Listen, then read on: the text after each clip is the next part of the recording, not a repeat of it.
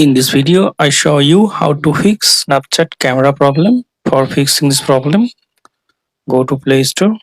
Now search for Snapchat. Now tap on Snapchat.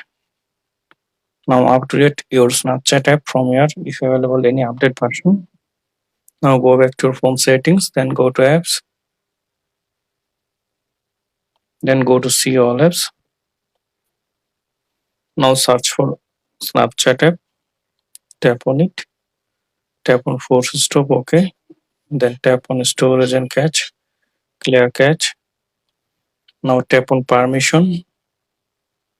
Now tap on camera, allow only while using this app, tap on it. Now permission any other, allow, allow, notification.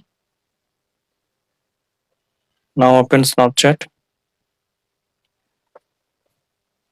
Now I hope that this method fixes Snapchat camera problem. Thanks for watching. Don't forget to subscribe.